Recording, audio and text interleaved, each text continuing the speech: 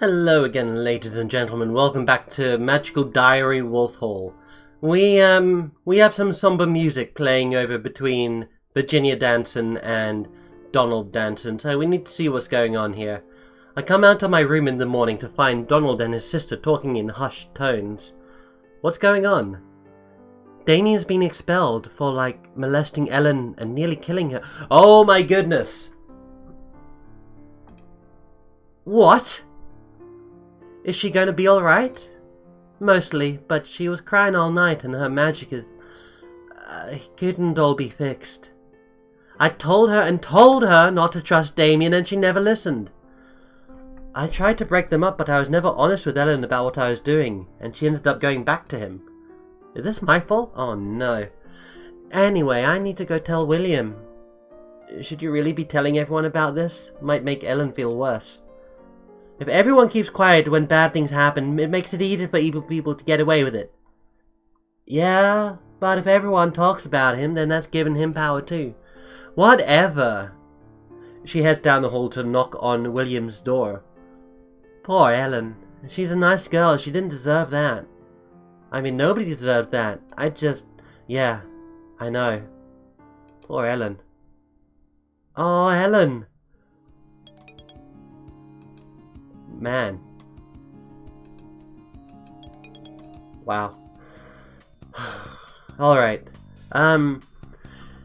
Today we are going to learn a combined technique. Please pay attention because this spell can be a bit dangerous. Complex white spells can require you to break off a tiny piece of your own magic and spin it together into a new self. She holds out her hand and a tiny spark glitters from her palm, glowing brightly. That light begins to move back and forth, tracing out a complex pattern in only a few centimeters of space. It moves so swiftly that it seems to be in all places at once, forming a shape that looks solid enough to touch. A spirit, born from your own mind. Not quite alive, but a bit more than just a spell. With such a sliver of a spirit, you can create magic that thinks, that can do a little more than you told it to. She wiggles her fingers and the shape flutters up into the air, bouncing off the ceiling before taking up a perch on the wall. The spell I'm going to teach you takes the bit of force, red magic, and sends it off on its own little quest. This bit of magic will flutter from place to place, searching until it finds another spirit nearby, and then she snaps her fingers and the little glowing shape bursts apart and disappears. It delivers a little sting. This is not a powerful attack, but it is an attack, so you should be careful. Since by design it can wander up and sting someone you have never seen and don't know it's there. It might hit an ally. A sting behaves like a quick flying creature, which seeks the nearest target. It will not pass through walls, but it may cross holes. If it does not sense any nearby spirits in your current dungeon or realm, it will quietly fade away. Therefore, you might even use it as a guide to point you in the direction of your nearest opponent. Create a missile that seeks out the nearest sentient creature other than the caster and does 3 to 5 damage. Very good. Friday, more white magic. We're at 90 white magic now. I meet my companion outside the theatre. There's a good crowd present, not just students. Are some of the parents who've come to claim their children for the break? After I pay my ticket, I can go. Good thing I didn't spend all my money. I was not sure at all what to expect from an American musical. Whoa! What I get turns out to be a mix of song, dance, action, and special effects. Do ordinary schools allow students to wave flaming swords like that? Those killer plants look a bit more like the ones in the greenhouse, but these are wriggling on their stalks and snapping at the actors. Also, they have eyes. The tone fluctuates between comedy and high drama, as each character struggles with their own flaws and desires. One by one, they give in to temptation, and by the end of it, it appears humanity will be overrun by bloodthirsty vegetation. Despite that, the final song remains upbeat and the audience cheers. Okay, that's an interesting story. We head back out into the dark school hallways. There's too much of a crowd near the theatre itself, so we go a bit further to find a quiet place. So, what do you think of the play? Some people deserve to be eaten by plants. Ah? I think the point of the story was thinking that way is a bad idea. If you give in and let the plants eat the undesirable people, before you know it, they're eating you too. And then everyone's gone and the plants take over the world. Maybe everyone deserves to be eaten. Are you alright? It was a joke. Perhaps I don't entirely understand American humor. I'm not sure why a play that ends with the whole cast dead is considered a comedy either. Barbara raises her hand and makes a claw-pinching motions with them. Chomp chomp. Dogs are easier. Easier than what? To keep as pets. Is she wanting to put man-eating plants in her bedroom, or am I completely misunderstanding the conversation? I miss our dog. Oh, you have a dog at home? His name is Andres. He's a beagle. He won't chomp on you, he's too friendly. I bet you look forward to seeing him. She nods. So, I guess you should go. I don't want to make you late for your family. I'll see you after the break. Okay. Apparently reassured, she walks away. A dog would be a nice thing to have here. I suppose I should go back to my room and wait for Grabiner. Ah yes, we're going on spring break. Oh man, we're getting to the end. Only one more month before May. The break has ended and everyone is returning to the dorms for the final stretch. 1 month left. I'm looking forward to seeing Barbara again. She hasn't stopped by here yet. I don't know if she's planning to or not. But since she doesn't have a roommate, there shouldn't be any problem with me going to her room to look for her. I had to snake call and knock on her door. There's no answer. I knock again. Barbara? It's Charles. Huh, nothing. Is she not back yet? I suppose technically students aren't required to be here until first thing tomorrow morning, but you want a good night's sleep before classes start up, don't you? Some people came back yesterday. I thought everyone would be back by now. They're certainly making enough noise. She should be here. Unless... Oh, what if she went home the way her roommate Nancy did? What if she stayed there? No, she wouldn't. She would never. She loves magic. She loves being a witch, doesn't she? She has seemed a little distant since the fire. I knock again. Barbara, are you there? No answer. Well, if Barbara's not in her room, there isn't anyone left to answer. She might be late getting back, or she might be climbing a tree or breaking into Potsdam's tea pantry or something. She might even be in the toilets. Girls have to go sometimes. I'm sure I'll find her later, I shouldn't worry. I shouldn't worry. At the end of the week, I had the chance to review everything. We are finished with this. Should we continue with white magic up to level 100? I kind of want to be honest. So, because we have the charm, we're guaranteed to get at least 2 points. So, 2, 4, 6, 8, 10. That's good. White magic class success. I wake up suddenly in the middle of the night, heart racing, but disoriented and uncertain. The sensation is unpleasantly familiar. Hold still. Silent breaths. Listen. Something is scratching at my door? I pull on my robe and slip out of bed. I find Barbara there, her fingers slipping away where she had been gently tapping at the door to my chamber. What's wrong? You okay? Time tangles itself in my sleep-slowed brain, and for a moment I wonder if this is still the same night that I thought I had ended weeks ago. Is it the fire? Oh, come on, we have to get the... She grabbed my arm. But if the door's on fire, we have to get someone to put... Is anything on fire right now? Oh, okay, that's good. Then, what's going on? The fire... I wait, it's best not to rush. It wasn't an accident. The fire in Falcon Hall? Jacob and Logan's room? She nods. But you said before that it was an accident. I mean, you wouldn't... why would she lie? Why would she try to burn them? Is this some kind of nightmare? So, Charles, let me tell you something. The door was flammable for a reason. And the reason that door was flammable was because there were no wards on it. And there were no wards on it for a purpose. And I believe Barbara kind of understands what this purpose was. Maybe not. I didn't know what would happen. I didn't mean to. I didn't want to hurt anyone. I was set up. How? I tried to remember what she told me about the fire. She was practicing her combat skills, fired a spark at the door and it went up in flames. That spell's not supposed to be strong enough to start a fire like that. If someone had tampered with the door beforehand to make it more flammable, though, one little spark might be all it took. Is that what Barbara means by being set up? But how could anyone predict she was going to be using Falcon Hall for target practice in the middle of the night? So, I know I blame Damien for everything, but Damien is not a nice person. I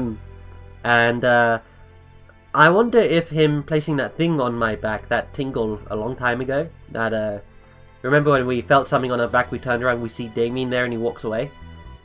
I wonder if that has anything to do with it. Maybe he's getting revenge for the pie? I don't know, that would be very petty.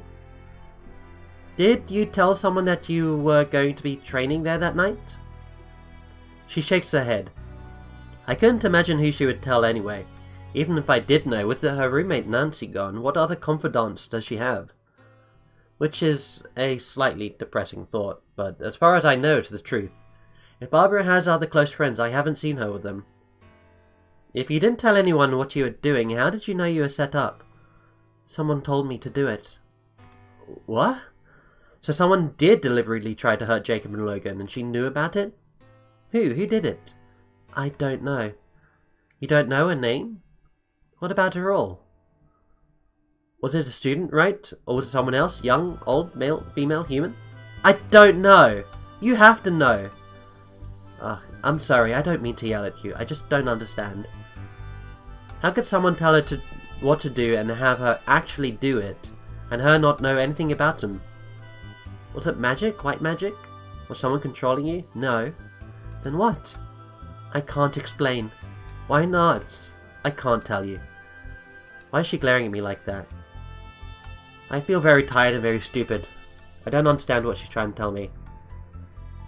Are you in danger somehow? Did someone threaten you? Is that why you can't answer? I'm sorry. Wait, don't go. You made a promise, didn't you? That's the problem. You want to tell me, but you can't. Yes. Oh, what a mess. She told me once a while back that she'd sworn an oath she wasn't happy about. I don't know what promise she made or to whom, but if that's involved, she risks losing her magic if she tells me too much. Still, if someone tried to kill Jacob and Logan, and you know who it is, there must be a way. I don't know who. I don't know if kill is... I don't know what's supposed to happen. I know someone sent me. I don't know who, I don't know why. I don't know what to do. I didn't agree.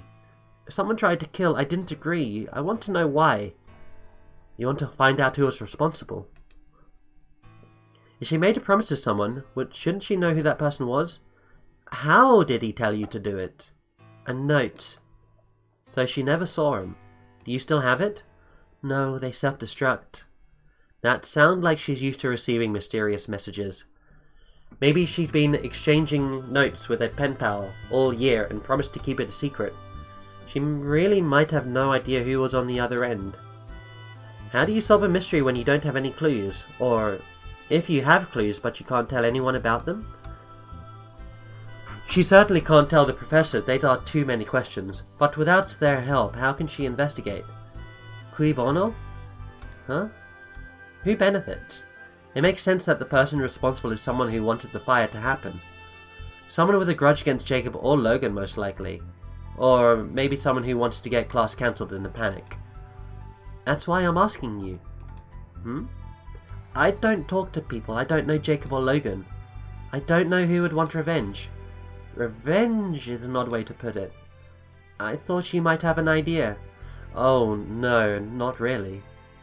Grabner was asking questions like that at the time, but he was mostly focusing on Donald. And I don't think it was Donald. Especially not in some weird roundabout plot using Barbara as a catspaw. She must know it wasn't him too, since she revealed her part in it to get him out of trouble. Anyway, that was being investigated at the time, but everyone stopped asking questions after you confessed. It was still the right thing to do. It just means that no one's looking into it anymore. I don't know either Jacob or Logan that well. Some people find Jacob's confidence annoying, but not well enough to want him dead. Logan, he's pretty quiet as far as I know. I can't think of any reason why someone would hate him. Well, I can ask Luke about his brother, I suppose. He might know something. I don't know any way to ask about Jacob without making him suspicious. You might have better luck. You don't have to talk to him, I mean, by spying on him. If someone's got a grudge big enough to burn down the school, you must still be out there, right? Right. You're clever, and you're observant, and you listen, and people overlook you. You could make a good detective. I'm not just flattering you. I wish I could help you more, but finding secrets is something you're better suited to than me. Tell me what you can, and ask me for anything else you think I can help with, okay? Okay. She looks more relaxed now. I hope it was at least a bit useful. So, did you have a good holiday? She nods, then breaks out into a huge yawn. I guess you should get some sleep. Is it okay? Is what okay? That she didn't tell me the whole truth about the fire the first time around? That she wants to investigate it now? That she woke me up in the middle of the night to talk about it? Yes, to all of them. I can't come up with any deep thoughts until I get sleep myself. Everything's fine. She smiles at me. With a little tilt of her head, she slips back into the shadows. My bed is calling for me. Still ominous music? No, okay. Today we're going to have a special lesson. I brought in a potted plant for each of you. We're going to practice communicating with a living floral spirit. We're going to what? Communication doesn't work on plants, but I take my plant and stare at it just as Potsdam instructs me. Do flowers really listen to humans singing? Professor Potsdam?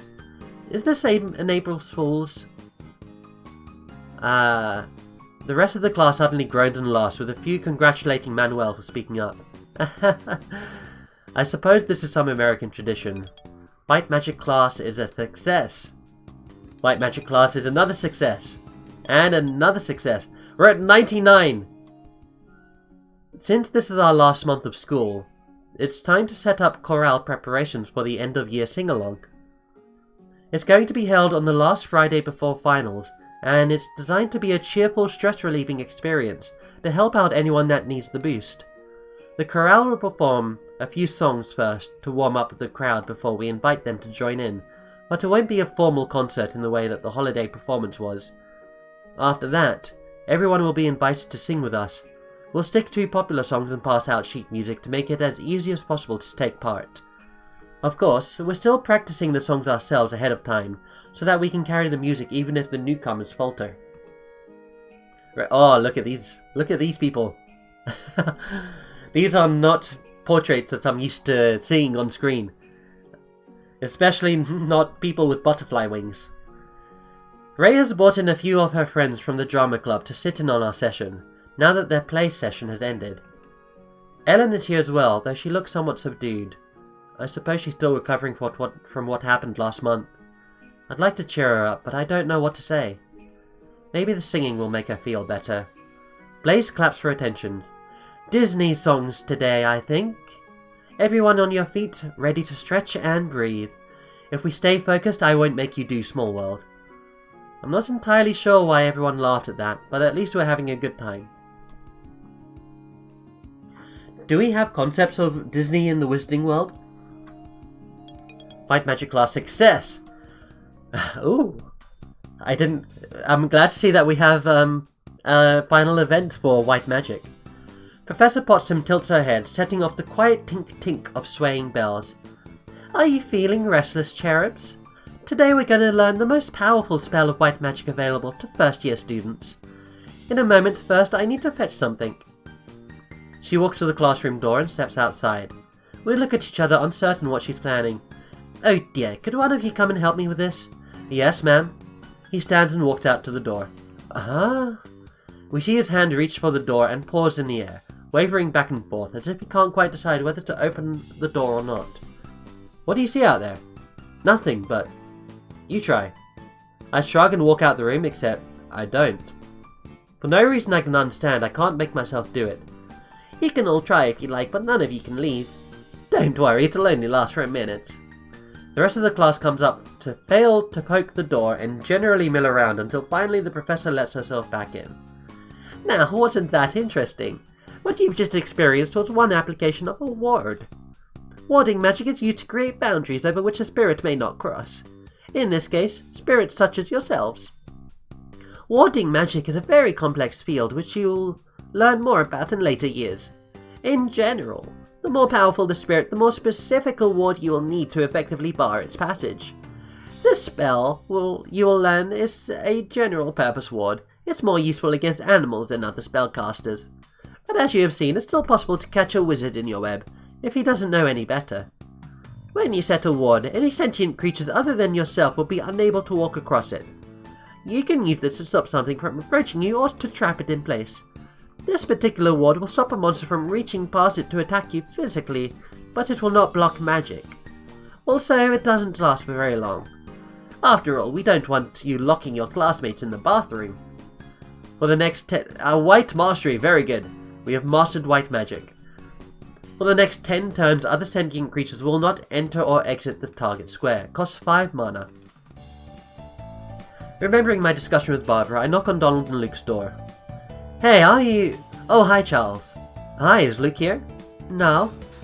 Tell me, Charles, have I lost my edge? Edge? Luke did not even ask me to do anything on April Fool's, the biggest prank day of the year. And he's never around anymore. Am I boring now that I failed my record? What record? The detention thing. After the fire, I decided to stop pushing my luck. So Donald stopped getting detentions every week and he thinks Luke disapproves? I don't know anything about that. You'd have to talk to him yourself. Except he's not here. Yeah, well, I'll keep looking. Donald shrugs and goes back into his room. Where would Luke be? Eventually I track him walking around campus. Hey. Hi, I was looking for you. What's up? After the effort of finding him, I failed to prepare a clever lead into my question. Well, your brother Logan's in Falcon Hall, right? Wait, are you a pod person? Oh, what?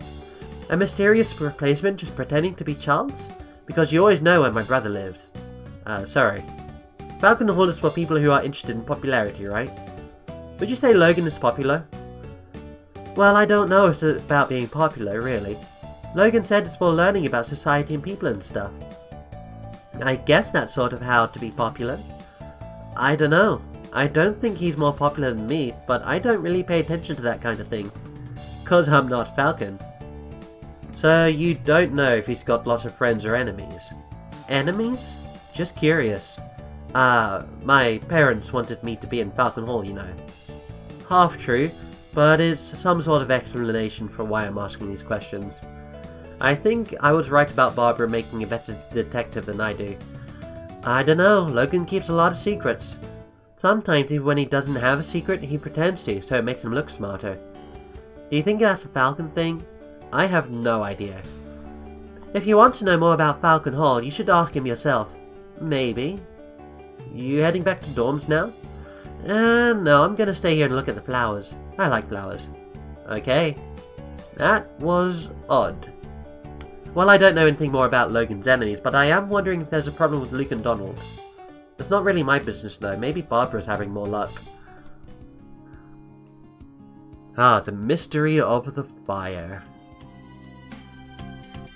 Footsteps in the hall signal the usual Saturday morning distributions, but nothing for me. What should I do today? I have 10 money. You know what, let's go into the dungeons. I want to see if I can test out this ward. Alright, follow the corridor into the freshman practice area. Okay, first things first. Cast awareness. Yep. Consciousness expands. There's also find spirits.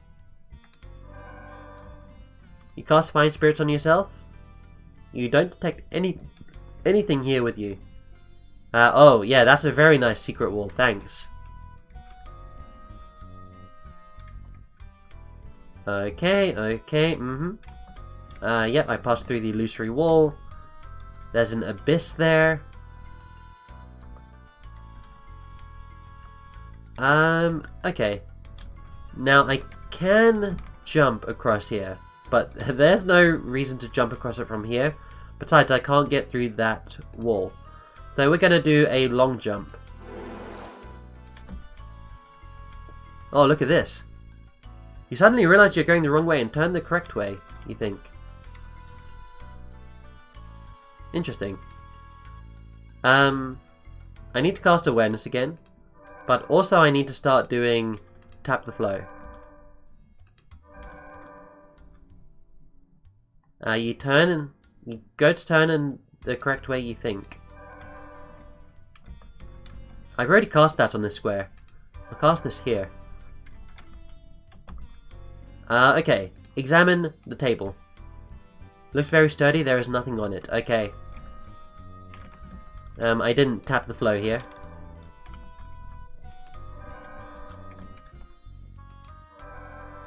Okay, dismiss. Let's read what's on this wall here. I'd just like to interject for a moment. What you're referring to as Linux is in fact GNU/Linux, or as I've taken to calling it, GNU plus Linux. Hey, technology is not allowed here, okay? Okay. Are there any spirits here? No spirits. How do I get over there? I need to long jump first. So do that. We'll tap the flow, and again, we'll just tap the flow wherever we can. Yep, we are getting a substantial amount of mana from this. I do like how we, I wonder if I cast awareness again, will it reveal anything else secret to me? No. Okay. I think we're pretty much done, to be honest. We could explore over here. So we'll do a long jump over here, and then we'll start tapping the flow again. Just to continue exploring, see what we have here. Examine the floor. That's all Love Lane is inscribed upon it. Alright, if you insist. Okay, I think this is enough, right? Yeah. Okay, let's go back. April 6th, grounds. It's a pleasant spring afternoon and many students are taking advantage of the sunshine to walk around the campus and admire the flowers. A pair of girls from Horse Hall are jogging around the path, green capes bouncing behind them. A small group of people up ahead are having an animated discussion. No, an argument, and it looks like one's just shoved the other. I step closer to see what's happening. A mindless, violent twit, then no I don't. Kyo, please, just let it go. What's he got that I haven't got, huh? He's my friend, that's all, which means he listens to me. Maybe that's a new concept for you, listening to what a lady actually says. Shut your face! What's going on here? Did Minnie break up with Kyo to date Jacob? Please just leave me alone, this is so embarrassing. You're the one making a fool out of me. I've done everything for you and you just throw it back at my face. I'm not. You're killing me. You are killing me. Is this what you want? Is this what it takes to make you happy? No. Because that's what's going to happen, isn't it? You're leaving me no choice. Admit it. Man, back off. Fix your own problems. Jacob tries to put a protective arm between Kyo and Minnie, but Kyo angrily shoves it aside. Is this about to turn into a brawl? Hey! I catch Kyo's attention before anything can escalate. I think you need to leave now. Whatever. You'll be sorry, next time you won't get away. With one last glare in Jacob's direction, he walks off. Has that guy been bothering you? He is my boyfriend. Ex-boyfriend. But he loves me, he really does. And everyone says we make a perfect couple. That's no excuse for him to act like he owns you, Minnie. I don't want a scandal. She turns and walks rapidly in the direction of the dorms, ignoring Jacob's worried glance. Jacob sighs. Sometimes you can't make a girl see what's good for her. He leaves. Well, suddenly I have a new top suspect. Kyo's clearly angry at Jacob, and with all the threats he was making, it's not unreasonable to think he might have had something to do with the fire. This isn't proof, but it's worth investigating. I should take this information to Barbara. At the end of the week, I have the chance to review everything. Alright, 29 minutes. That's it for this episode. Thank you guys very much for watching. I hope you've enjoyed it, and I will see you next time. Remember, if you have an argument with your significant other, talk it out and don't get all angry. And, well, you can get a little bit angry, because we're all humans, right? But don't, don't say that you're literally killing them. Even if you really feel like it, because nobody wants to hear that.